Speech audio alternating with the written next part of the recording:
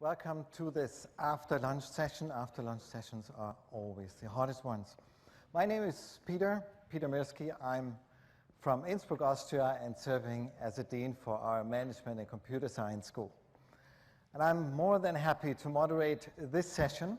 And this session is a very interesting one. It is concerned about discussing career routes for mathematicians, for computer scientists in industry.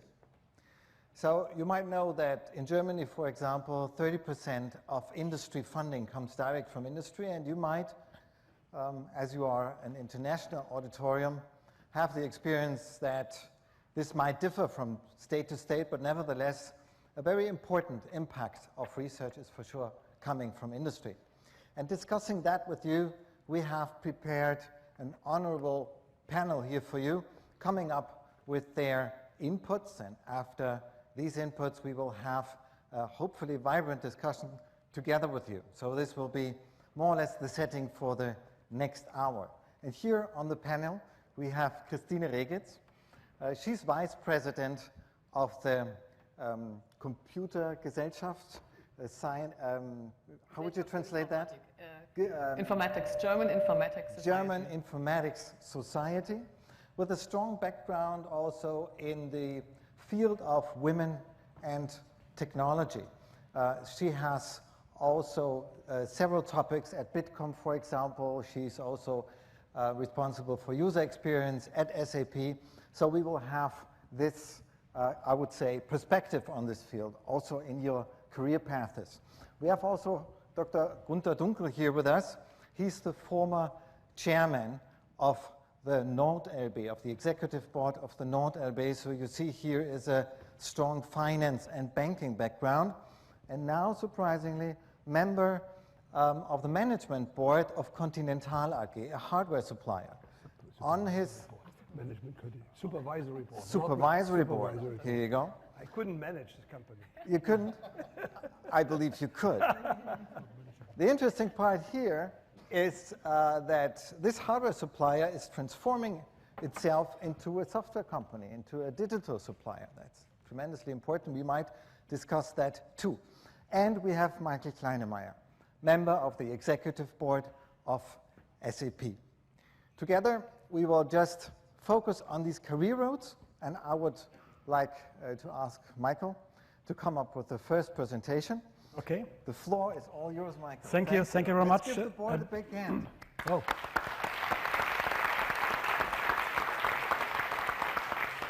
Yeah, thank you very much for the warm welcome, but also from my side, a warm welcome here to SAP in St. Leon Roth, better known from the famous golf tournaments here, a couple of meters away.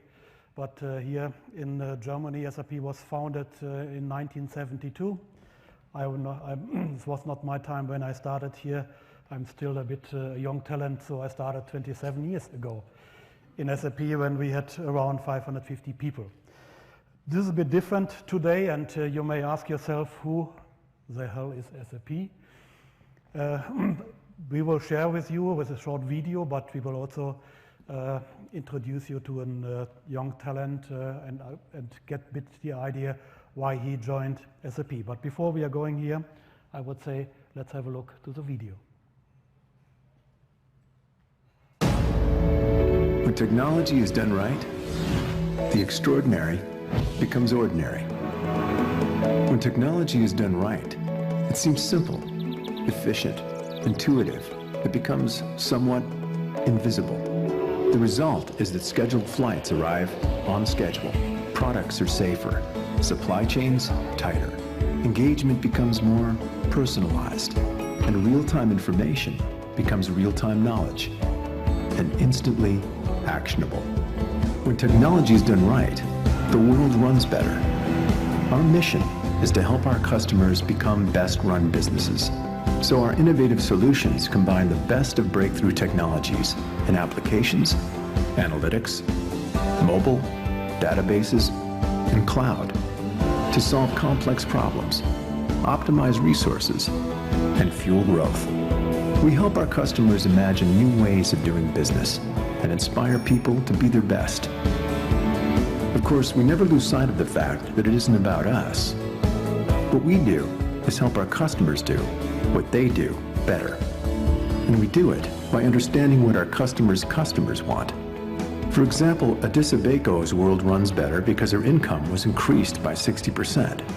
Jonathan Peterson's world runs better because his medicine was properly administered. And Martha Miller's world runs better because her electric bill was reduced again. For 40 years, our technology has touched the lives of hundreds of millions of people every day. We're SAP, and our vision is to help the world run better by improving people's lives.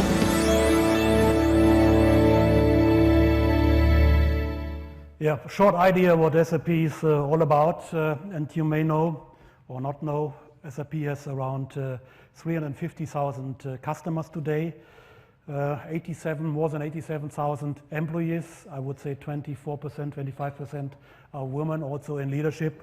So we are working also on the way up. From here, 22 billion in revenues, and also interesting, 87% of the global, of Fortune Global 2000 companies are SAP customers. So quite impressive. 45 years old. I would say we have 100 development centers around the world, working together with customers on innovation and all these things. We have a partner things, and SAP is in the meantime also a cloud company, so we have around 125,000 subscribers today in our cloud business, which is, I would say, the most biggest business in the meantime, and will become even bigger. So every day we gain here also market share. But more interesting, maybe 77% of worldwide beer touches SAP systems. Whenever you download a song in iTunes, it touches an SAP system because the 99 cents we take from your credit card. So sport shoes, even 89, if you look on your shoes, this is what we are doing with all the big companies. But it's not just this, it's also that we connect the shoes today. So that if you entered an Under Armour store, we know exactly how fast you run and what the best shoe would be for you, or what the best thing is, what you should buy from Under Armour, what you don't have today. So this is all about SAP, but I would say much better to ask a young colleague on stage, which is Markus. And Markus joined SAP. When did you join? Yeah, I'm Markus. I joined SAP last year, January of last year. So almost brand new like me. Pretty much, yeah. So everybody who's longer than 1 year is, I would say, it's an old SAP guy. Kind of. Okay, Markus, what is your background? I studied computer science in Heidelberg, and after that I was looking for jobs basically worldwide. Actually, at that time I was in California at a year abroad, and I found very many nice opportunities here at SAP. I found really good positions, and I applied to some of them, and actually I ended up here. So I'm very happy actually to be back in Germany. And what are you doing? I work in the HANA spatial team. So part of our team does core database development. And me personally, I take care of web services for customers to enhance their data with spatial attributes. So you might ask yourself, what is spatial? That's basically points on the world. So we can actually locate customers. You give us the address, and we show you where they live, and we can aggregate the data and visualize it in different ways and do computations on the real-world data. What do you want to be in 5 years from now? Where? What? Okay, I'm actually quite happy being a computer scientist here, so I really enjoy it. I didn't think about where I would be in 5 years, but I wouldn't mind staying here at the company and keep working here. You certainly will. You certainly will. What was the motivation to come to SAP, to an, let's say, B2B company? I actually liked, especially in the group where I am now, the research focus that we have. So I really enjoy innovation and trying cutting-edge stuff, working with scientific papers, doing new things, and that's not possible in all companies. And here it's actually encouraged. So that was a great reason for me to come here. You have the right skill set, I would say, because mathematics and statistics, this knowledge is very important for us, because in the future we will work much more with models through artificial intelligence. We don't have to program, but we have to train the program how to build software. We're actually working on this also in our team now. I don't know if any of you saw it. We have a wildfire demo. So in our team, we're trying to predict the risk of wildfires using machine learning algorithms and with satellite data. So that's the new stuff. What would you tell the audience to say, okay, come to SAP or be cautious? What would be your recommendation? I think the most important thing is from the outside, you always see the big business facade, all the buzzwords, all the fancy marketing videos and these things. Just write emails, just call people, talk to people, and you will realize that basically everybody who works here is very nice. And we're always looking for talents. So just contact people, apply to jobs, and you'll find a place. How would you describe the culture of SAP? Very open and friendly. In the beginning, I wasn't sure how to communicate with colleagues, but you can basically call and email anybody in the whole company. Everybody will be nice and forthcoming, and I feel really at home here. Thank you. Thank you very much. But thank you very much for joining SAP. I would say thank you, Marcus. Thank you. So this is just one example of young people, and we give really the young talent very, very fast the accountability and responsibility for customers. So I would say 10 days at SAP, then somebody sent me to Dow Chemical. I said, okay, Jesus Christ. Somebody pushed me into the cold water, but then you learn swimming quite fast. So hopefully we could give you a bit insight of what is SAP doing, what we are doing, and I can tell you I'm 27 years now in SAP, and every morning when I wake up, I say, okay, what is different today? Because in every year I'm in SAP, it was a different SAP, so we re-innovate the company very fast. SAP is now 45 years old, but I would say it feels a bit like a startup again. Thank you very much. Thank you and very give much, back to Peter. Thank you. Thank you.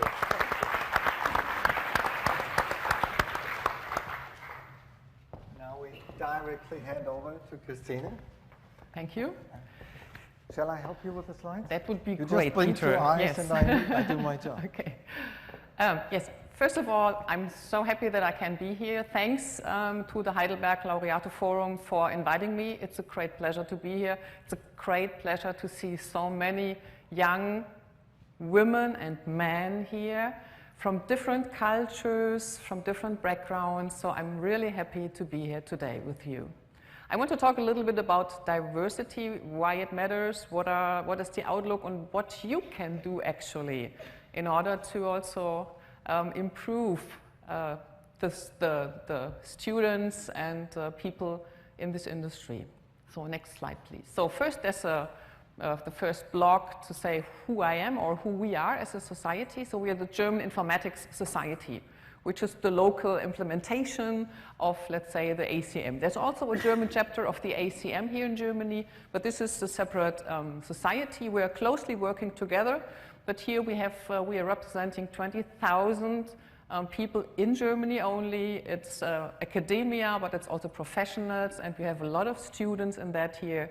And we want to influence, we want to transfer the message what computer science is a great science in Germany and also below that. So that's about the German Informatics Society. And you know, informatics in Germany is like computer science in English. Next slide, please. There must have been skipped some slides, but okay. Well, let's see. Okay, but Here you go. It is for sure, and this is an EU picture, that we have a huge demand of people working in the informatics and computer and technical area. So we need here a lot of people, and the estimations go for an amount of 800,000 jobs. And this can only be reached if we have really a lot of people, girls and boys, who we can attract to study in one of these fields. It can be mathematics, can be physics, but I'm standing here for computer science, so that would be the thing we want. And here what you see is the European distribution of female working in the ICT. So we have a broad distribution, but it's the highest number we have here, unfortunately, is only 30%. When I look here around, it's great that I have so many young women that I can look at, and I also want you to spread the word about this fascinating subject of computer science. But still, there's a lot we can do, we must do, because it's not about only that we have the lack here of people who fill the jobs, but it's also that diversity drives the innovation. It not only drives innovation, but it has also a business impact. So the business impact is also done a research on. It is done by McKinsey, what you can see here. So it says it's already, if you have a diverse population, you have, at least when you are gender diverse, you are 15% more successful. But even if you have an ethnical diversity, you're even more successful. And this is a proven study. And if you go to the next slide, we see that it's not only done by McKinsey, but also by an Ernst & Young. They have done an in-house research, and also they see that there's a business impact. So we need both. We need the innovation because, you know, mixed teams just with different people with different views can have different ideas and have different discussions. So it is so important to have this diversity. And I'm also glad that I see people from so many different countries, obviously backgrounds, so ethnical backgrounds. And I have talked to some of you, and I really enjoyed that, and I hope I can do this also tonight in the dinner. So next slide, please. And it starts early. It is also proven that if you're at high school or later at university, it's already too late. So also, I just read an IEEE study, which is also saying it's about role models and it's about influencing very early. I tell you my personal story. When I was at grammar school, I was good in most of the subjects. So I cannot paint, but the rest was okay. When I then came at high school, in the first 2 or 3 years, I had changing teachers in mathematics. So I really started to not like mathematics at all. And when then, after 3 years at high school, there was a new teacher coming in, a new young teacher. The first question he raised was, who hates mathematics? And I immediately raised my hand and said, no, mathematics, it's not for me. And he told, not to me, but to all who hated mathematics, if you once really love math, please come back and tell me. And this teacher really, for me, was a turnaround because he was trying to explain things. So, and in the end, I did one of my majors at high school, was mathematics, the second was physics. So he really gave me that passion for these two topics. And so it's all about influencing people very early. So it's all about, at school, at grammar school, probably already at kindergarten, to try to transfer this passion for that science. And if you go to last slide, it is about teachers. In my life, I had so many teachers, and they were actually not all teachers by profession, but it was all people who could give me really a good idea about interesting stuff. And so it's about you, because you are teachers also in the world. Go to schools, go to young people, even younger than you are, and transfer your passion for your subject, be it mathematics, be it computer science, influence them early on, and then help just that this science gets more and more people from all countries and all genders. So, thanks a lot. Thanks a lot, Peter, for clicking. May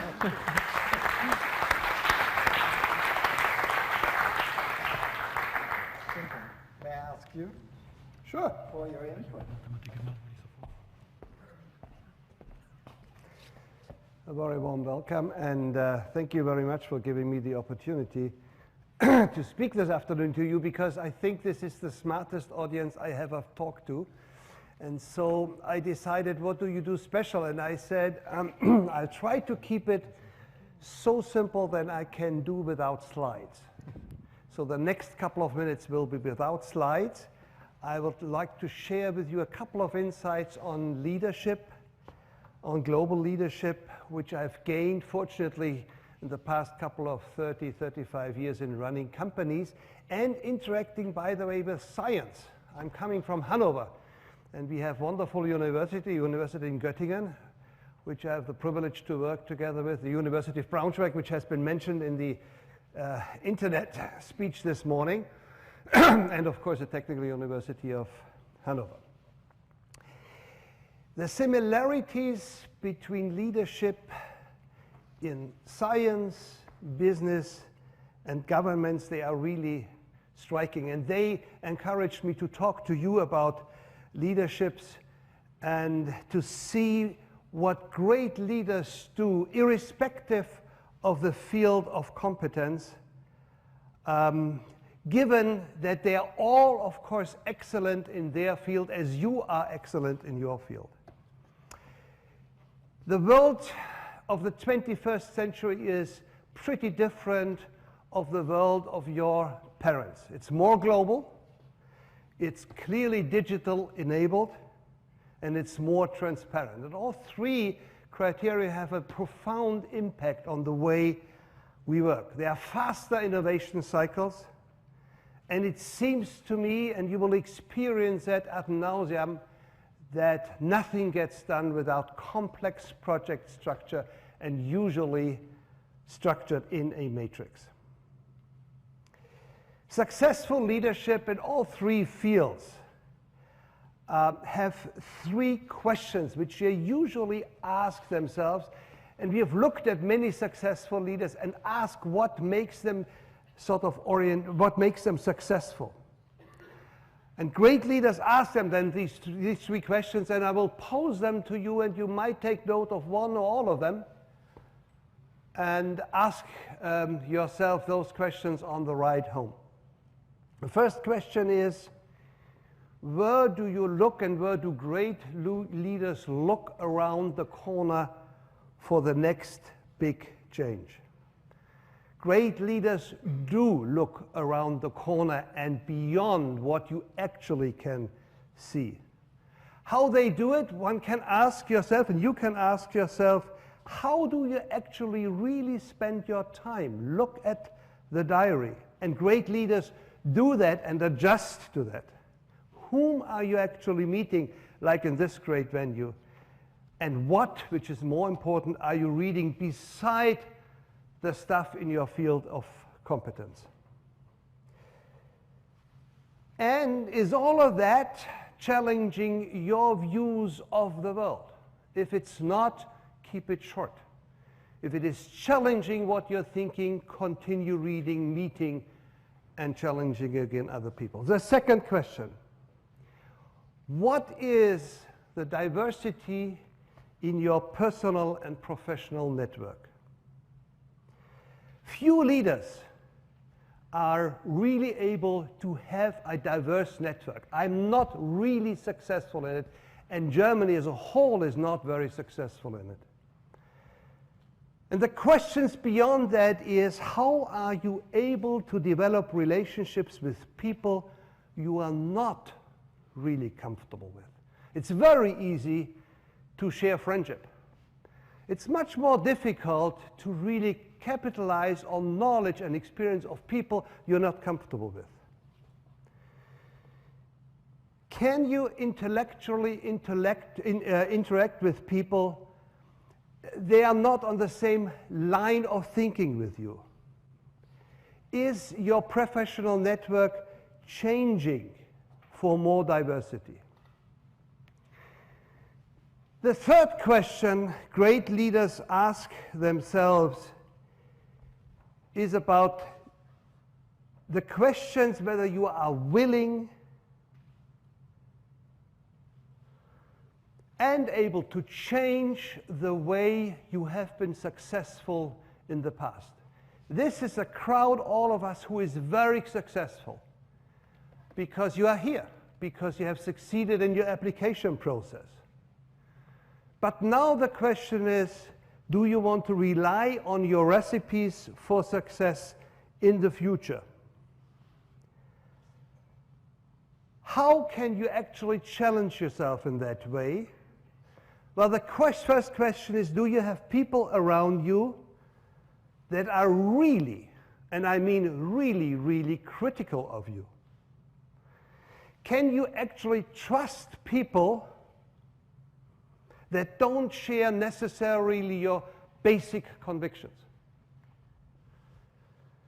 And the hardest one for you will be, can you actually learn from people who are intellectually inferior to you?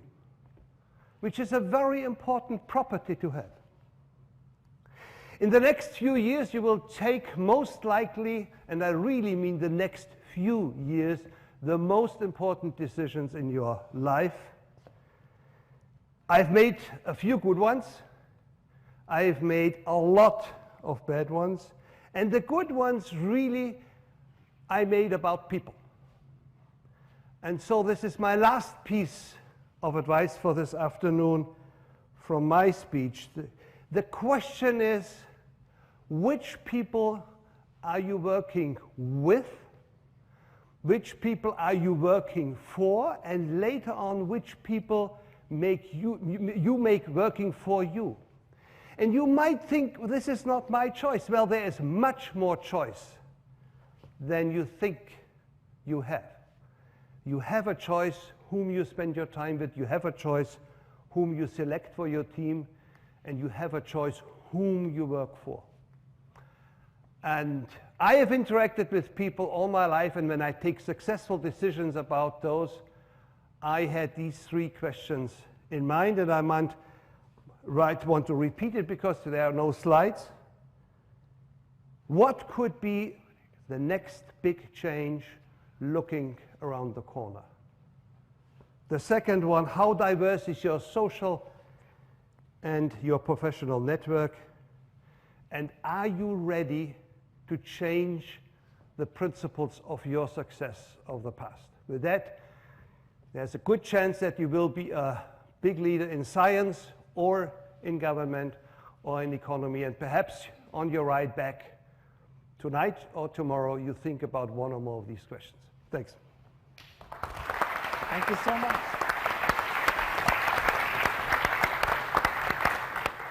Thank you so much. And now the idea is that the floor is open for your questions. So I hope you already prepared some questions. Did you? If that's not already the case, I'll give you 1 or 2 minutes. So for sure, I have a question. And I would be interested if you see all these young talents coming from our institutions, would you say that the organizations you are familiar with are already prepared for this, I would say, new working style, for this new way to work in interdisciplinary T-shaped teams in order to proceed ideas project-wise across the company as you described that? Would you say that the majority of industry is already prepared for that? And if not, what should industry do to make that easier? Who wants to start? First I think I start. One of the things I do now, being retired and except working for Continental on the supervisory board, is really invest in credit in Europe, in small to medium-sized credit in Europe, in business models. And my answer to that is vice versa. Only the ones who are able to employ you really in the heart sense, not in the emotional sense, not in the sort of economic sense, will be able to succeed. Continental has just hired 1,000 software engineers in the past 2 years in Bangalore. They have integrated over 100 businesses in the past 4 years. And they only could do it in a way to integrate you as well. And so if you're not able to do it, I don't know who is prepared and who is not, and I don't want to judge. But I know exactly that companies who are not prepared will fail. And would you say that you have to change organizations, or are you just hiring young people and say, well, we stay where we are? Yeah, but you think you need young people, but also combine it with people with experiences. Okay. Not without, because what we are doing today is all about innovation. So the way we are doing work today is totally different from the way we will do it in 2 years or 3 years. So it's hard to predict what is going on in 2 or 3 years. So it's all about innovation. And what is innovation means is that we're doing things different, as we have never done it before. So and therefore we need totally different skill sets today in coming up. Because now if we are going to a customer today and say, okay, the customer has a certain kind of problem. Let's say it's a utility company with a big network. Say, okay, fine. What is your problem? What's your issue? The customer says, okay, I have much too high maintenance cost. You say, okay, fine, let's think what we can do. You come to the idea, why not take a drone? That was 20-year-old guys, like I have a drone, let's test it. So we said, okay, then put the drone flies over the network, compares the picture with the actual picture, say, okay, well, here we have to do maintenance things. So never done before. So the drone is now flying over the network with one thing which was a bit unplanned because it was in Texas. And the guy said, okay, the drone's not coming back because everybody in Texas has a weapon. So this is a bit different way, but I would say this is in the future very, very important to bring very disciplined, very different skill sets together and work in teams. Yeah, I could only agree. So I'm standing for diversity in each and every dimension, be it age, be it ethnicity, be it gender, whatever. And I think also when I look at today's world, anyhow, the digital world will come in all industries. There's no way out. And I think there's so many also things we can improve in industries. In the care industry, for instance. So these guys, the robotics can really support in elderly care, so that you really can care for the people, and the robot is kind of, you know, flipping people around. So I think, and there's so much interdisciplinary thinking required, so you need the basic stuff, so the real fundamental research, because this is important to go forward, and then come with ideas, try it out, and I see all industries are using this. I see, you can see it. I just saw, you know, we have here in Germany, we have Daimler-Benz. If you see the CEO of Daimler-Benz, Zetsche, you can see he changed his clothing. So you saw, you know, he's now in jeans and white shirt, and he's not in this old-fashioned suit anymore. So you see that companies are changing, and that they take the challenge. You see it in the offices, you see it in working styles, agile development methods are becoming more and more popular. So I think we are on the way, and well, let's see. It's a very interesting and good times now. Continental is developing automated driving with about 2,000 just software engineers in 22 locations, as far from Romania to India, to Germany. And of course, you cannot do that with a normal organization you used to have. You even cannot do it with an organization you know from the university. There have to be new ways, and the common thread for all of that, like very successful companies of SAP and others, Continental is among them as well, is the common thread of culture. So the common values, the common culture, the way to interact will be the important sort of wave, or the important thread who keeps everything together, in my view, instead of hierarchy and ownership as it was in the past. Mm-hmm. Very interesting. Any questions from your side? Here you go. We have a microphone? Yes, we have. Just a second.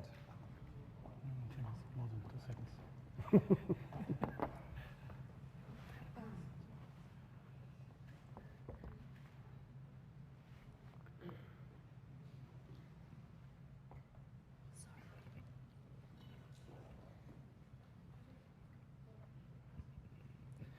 First of all, I'd like to thank you for your speeches. In one of the conversations, you mentioned that we are going to meet one of the most important decisions in our lives soon, in the next few years. That applies to me personally, and I think that to a lot of people sitting here. My question is the following. When you had to decide where to go, like which path to choose, academic career and industry, first of all, when was it? And second of all, which factors, for example, 3 most crucial factors influence your decision of choosing which path to go, academic path or industrial? Thank you. Who wants to answer? I can start, because this is one thing all my life really I cared about, I think especially these questions, because also here diversity is key for me. I'm not the guy who could already say as a child, I want to become a pilot or doctor or whatever. So I was very open to everything all my life. So when I had finished high school, I found it the most discouraging thing, because I thought I take a decision for my whole life when I choose my study at university. I'm the guy who is really open. So I take a decision by looking around what's all there. So I need the broad picture. And this is, I think, a personal thing. There are other people who really say, I want to become a professor at university and this science. And this is depending on you. I think if you can decide really what you want to do, then it's fine. But if you're more the open guy, then take the chances that come and just open your eyes and your mind and look around. So it must not be the straight way forward. It could be kind of, you know, going right and left, but you have to find your way. And this is only, you know, a very individual decision that you take. So it must not be really the decision for whole of your life. You can revert back, more or less. Yes, not everything, but the majority of your decisions you can revert. I give you my personal experience. I always knew I wanted to run something. So it was quite much more easier for me to decide, although I was very tempted to go into academics as well, as you see from a professorial look, and people still confuse me with a professor, but I'm certainly not, I tell you. So I always wanted to run things. But coming back to your question, I think one of the considerations really is the questions, how far ahead do you want to think and work? Because in academia, you tend to work 1.5, 2 steps in advance, while in industry, you work on the next steps. You have these automatic braking systems nowadays in the car implemented. I saw them 4 years ago, which is a relatively short time span. So I saw them 4 years ago. So the people who worked on that and did research on them did have a lot of research, but they knew they would be living to see the system there. If you want to do that, you should tend definitely more towards industry. If you have fun and don't care so much that you will actually see the things you develop by yourself, then you can go into academia because it tends to be more theoretical and more further looking, like this wonderful experience we had with the internet, the galactic internet this morning. I mean, this is something we will most likely, and I think Mr. Cerf said it himself, we will most likely not be able to see. So I think that's one of the considerations as well. But the basic is really be lucky. Be lucky and make the right choice by luck, as I did, by the way. Yeah, I think it's a hard decision, but not easy. When I finished my study, I got a call from the professor saying, okay, why not stay here? And I say, I'm so hungry now to do something what I learned on the university, so I made the choice to go into the industry. But I think it's not an either or. I would say the most successful universities are working quite close together now, because otherwise you're too far away from the practical cases. So I would say you go to the university path, and then you retire there. I would say I can't really believe so. It will be something in between, and this would be also my ambition to say, okay, fine, yes, I would go to the university part, but if you see, Peter, what you're doing, we are working together with companies and say, okay, let's give them a task. Okay. And I think one of our most successful product, the HANA database, we tried it, but we had too many things in our head. We gave it to a university. They came up back with a breakthrough, and then we said, okay, well, now let's industrialize and roll it out to the market. Yeah. I may add my personal experience. When I was a young doctoral student, I came to a project team from our university setting up the idea of ramping up a new university. So I stayed as an entrepreneur and built up an own university. And what we see is that now the choice is not so rigid as we saw before.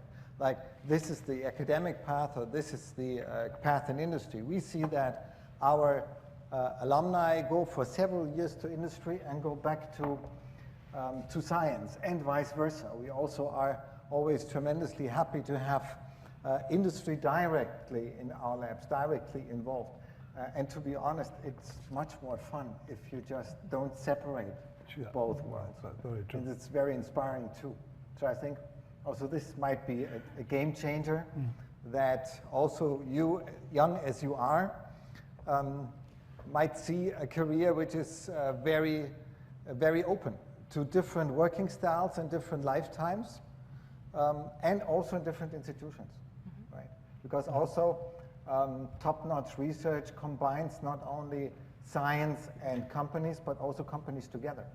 So there is kind of a blurring of the lines between all those silos which were there before.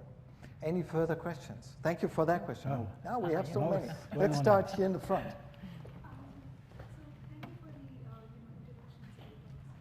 Hold off for a second. Just wait for a second. You should have all mic'd It's you. much easier with the mic. All right, so I hope this is better. Thank you for the talks. And I would like to know as to what are the research career opportunities for PhD students specifically at SAP in terms of trying out new ideas that can fail towards the other extreme where you have a lot of software engineering and optimization for products. Look at yes, yeah. Question to SAP. You're today not with SAP. Okay, good. Yeah, I think failure is not an issue. So we have to do failure. What we are doing today, we are going more in agile projects. That we really say, okay, fine, we test things out. We confront it to the customers, and then the customer said, no, this is not what I want. Then you go through cycles. And of course, especially in an innovation case, I would say 50% is a failure. But this should not be an issue. As maybe cultural is an issue in Germany, because when the press comes, hey, you failed. And in China, and I spent a lot of time in China, it's not an issue. So because you said, okay, let's test it out, and let's find new ways, new things. But I would say it's never an issue to make failure. It's even if you do not do one, I would say, I would ask you, what are you doing the whole day?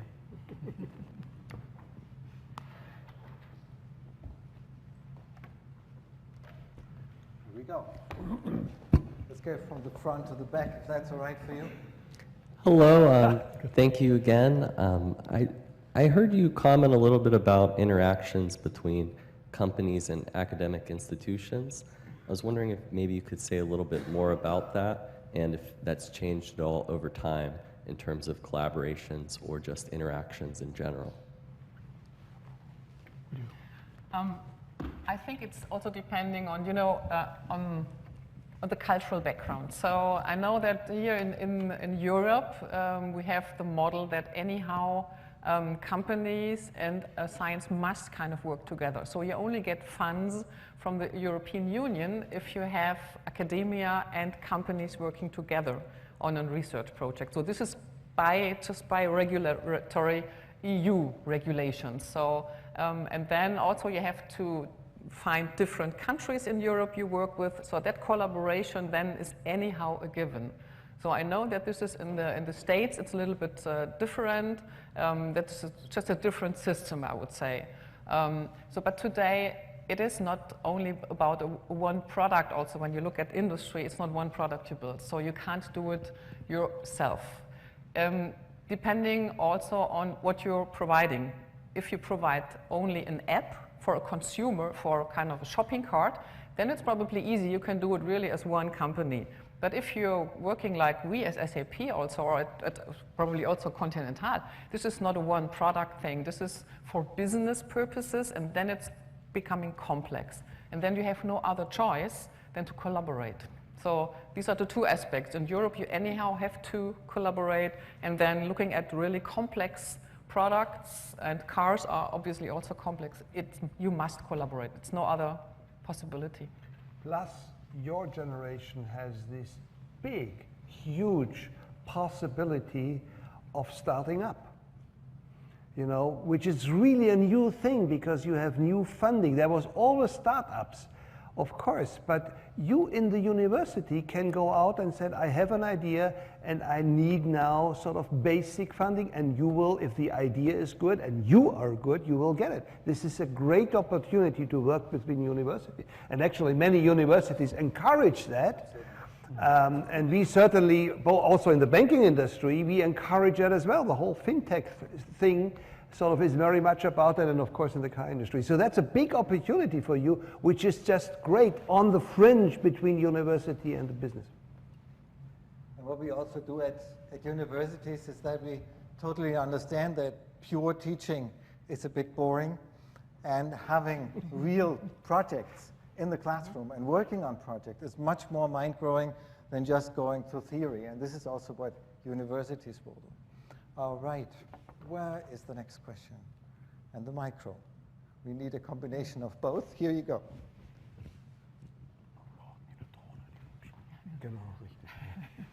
We need a drone, Mike.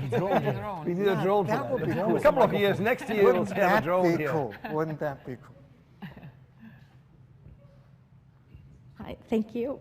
First of all, thank you for the panel, and I would say thank you for the OpenSAP team, because I've been taking this OpenSAP courses ever since it was open, and I got to know some of the design thinking courses, and thank you very much for the free offering. So I'm going to tell you a scenario. Just you might be able to let me know whether it's possible or not. So the scenario goes like this. I envision my future like this.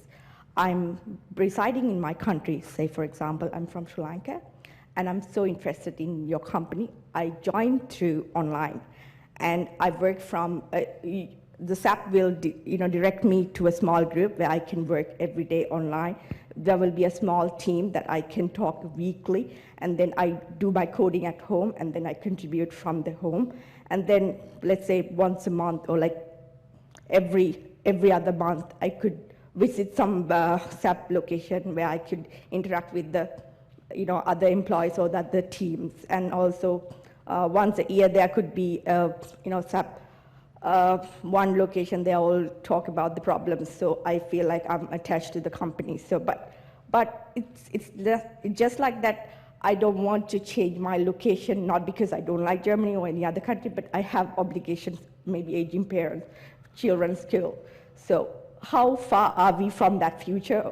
Are we there yet, or how possible is that? I think it's an interesting point you make. This is the question: can we work in a virtual world? And I would say yes, this is possible. But I think you will work maybe 80% alone. So you need then really a task where you can work, and then have 20% working together with people just to find the dots and connect to the subject, but also to the people. I would say it's an interesting discussion. I think we are not so far away, but we have to find then really a task for you to say, okay, where it fits. Yeah, and I think what is also interesting that you can see that industry provides a lot of open e-learnings, as you mentioned, for example, before, just to add on the classical curricula which we have at universities.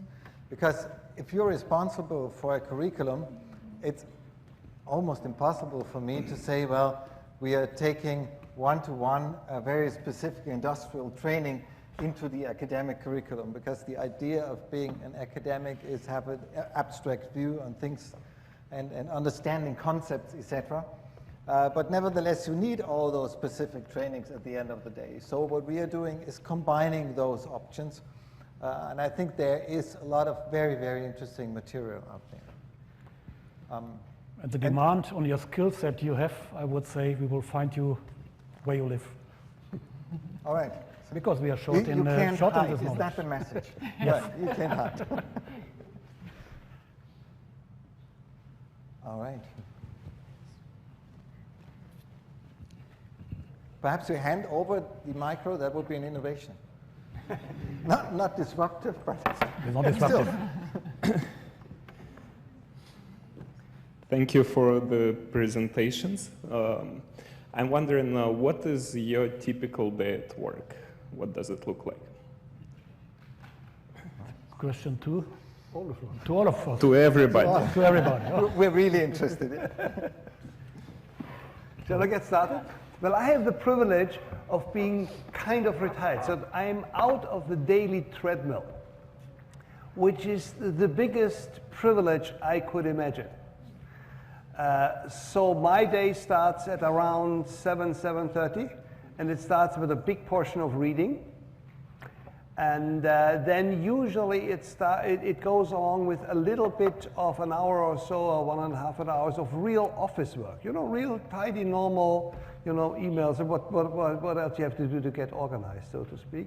And then my life consists of phone conferences, traveling. I work on several companies, so I have to work virtually and cannot work. I do not go to a normal office. I have an office of myself, but I don't work on a normal office. And then I work usually today, even though I'm retired and I could stop working, I usually sort of work during evenings until 6 or 7. So that's all like holidays, you know. It's not like I have to work because I have a high degree of freedom. So look forward already the last phase of your working stage, and don't plan on retiring at 65.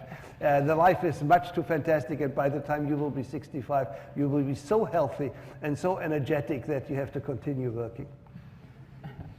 You would love to continue working. Yes, I will, and I can, and I'm my own master, so I can decide myself whether I want to continue to work or not, and I will.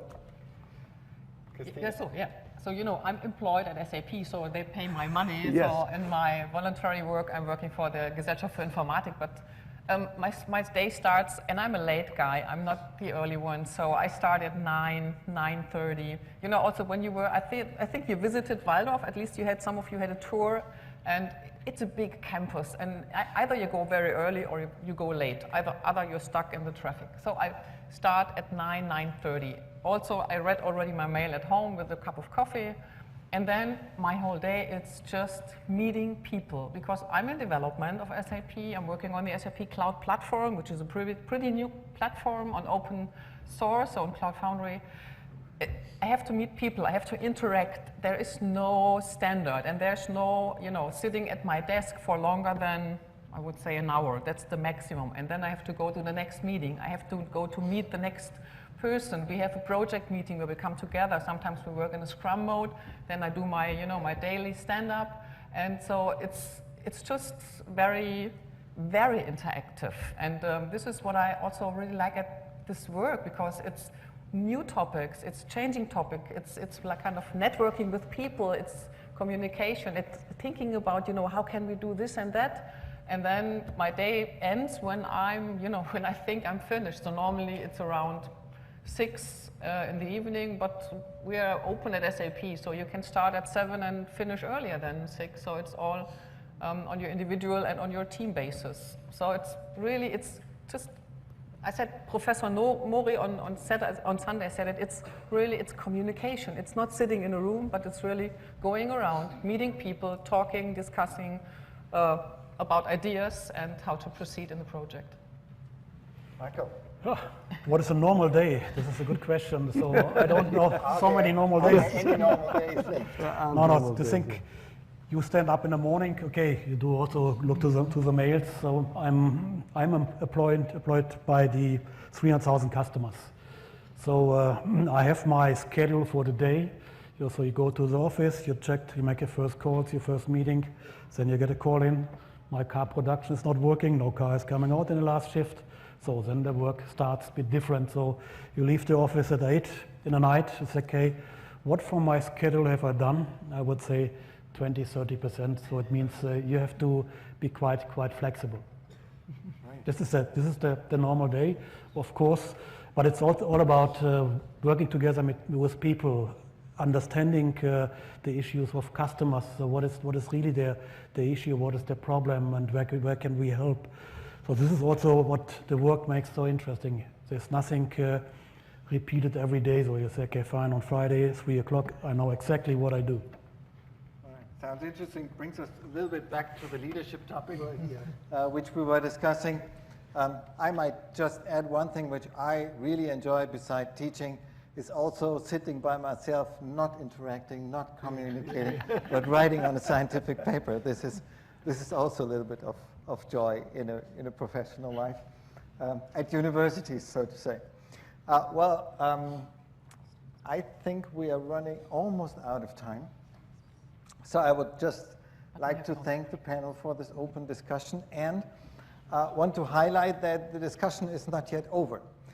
We thought it might be interesting for you also to have a closer interaction with the panelists. So we decided to split up your group in 3 parts, or at least 3 parts have the opportunities to discuss in a closer session some of the interesting issues with our panelists. So what we will do, we will have 3 moderators for each group. One moderator will be Dietmar Kilian from PDA Group. Thank you for standing up so you can orientate yourself on Dietmar. He's moderating Dr. Dunkel. Then Bernd Böckenhoff. He will also be one of our moderators, moderating the team of Michael Kleinemeier. If you might be able to stay much longer, perhaps just for some minutes, but there will be the opportunity of half an hour discussing your topics with Michael Kleinemeier, and I will have the honor to have a discussion with Christine, and your input is highly appreciated. The idea is that we want to have a closer interaction. We want to have a discussion about challenges in this setting. We want to have a discussion about also risks and expectations of you when you are entering an industry, and we will have that in smaller sessions. So the sessions will be, one session will be in the ground floor where the lunch area is, and the 2 sessions will be in the first floor in the seminar room W1 and W2. And for those who do not want to interact intensively, you could also stay here and watch the film, The Discrete Charm of Geometry, which will be presented here in this hall. All right? So 3 teams coming together for our interactive part, and for those who want to enjoy the film, they might just stay here. I want to thank you at this point for also these interesting questions, and see you later. Thank you.